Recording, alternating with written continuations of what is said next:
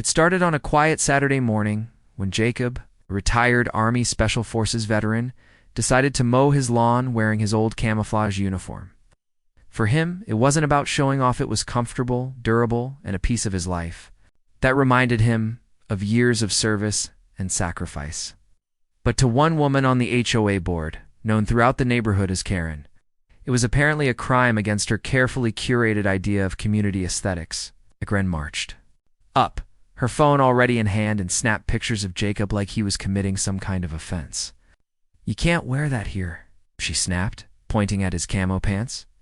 "This is a family neighborhood. You look intimidating, and I demand you take it off immediately. The HOA rules forbid costumes."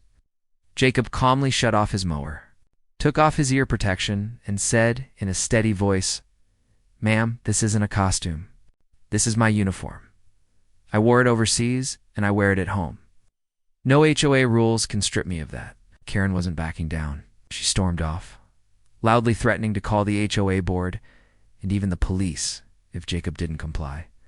Within hours, she plastered photos of him on the neighborhood Facebook group, accusing him of dressing like a militant and scaring the children.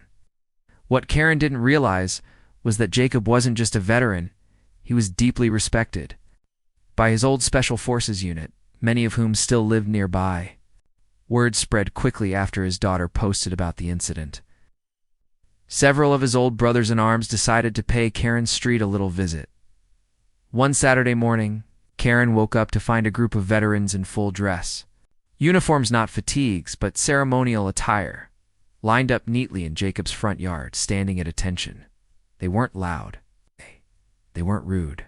They simply stood there, proud and dignified. While neighbors came out to watch, Karen tried to yell at them too. But the sight of an entire row of highly decorated soldiers made her words shrivel up. Parents who had once tolerated her antics began clapping for the veterans, their children waving little flags. It became clear who the real community stood behind. Karen's threats stopped that day. She never again mentioned Jacob's camo or his lawn, knowing she had lost whatever power she thought she had.